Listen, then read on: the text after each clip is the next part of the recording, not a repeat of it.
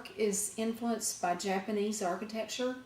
I think because of my background in architecture, I have studied Japanese architects' work, especially work that has no distinction between inside and outside space, work that uses natural materials and has an emphasis on natural light.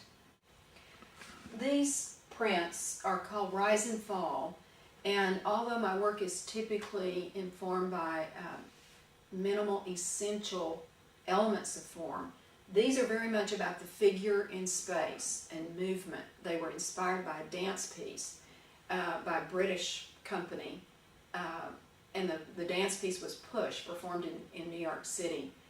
And it was very minimal, solo and duet, and it was about that figure and the movement and the way they move together in light.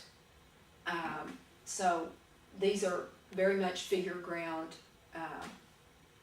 expressions, and the same thing with the shift prints. They're again about figure ground, and I used mulberry paper here because of its translucent quality.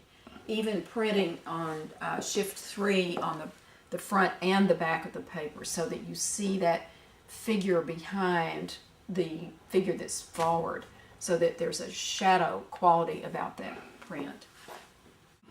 All right, I'm interested in forms that play light against shadow and mass against void. Forms that have no sense of inner or outer space, and forms that have a singular presence. I tend to work in different mediums, primarily printmaking with etchings, intaglio etchings, which are etchings on copper plates. Sculpture, I use wood and often cast in resin, and then also paintings that utilize printmaking processes. I like to work different mediums so that one sort of informs another.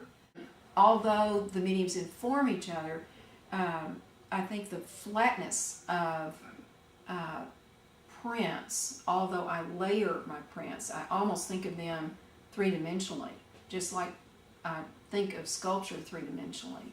So there's an interplay between the three-dimensional aspect of sculpture to the way that I approach printmaking.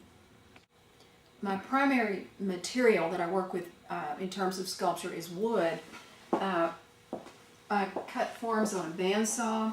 These are actually made with a router, computerized router, and then assemble them. Frequently from the wood I cast in resin, and I pick up veneer texture in the resin. This piece was originally made in wood, cut on a bandsaw, just a simple beam form, and I cast in resin. I'm interested in the resin just due to its ephemeral quality.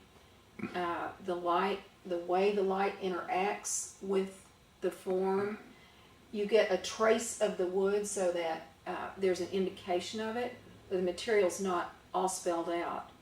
I think it gives it a transformation from wood to more emphasis of just the object itself. I'm interested in making forms that convey connections between man-made construction and the timeless quality of nature.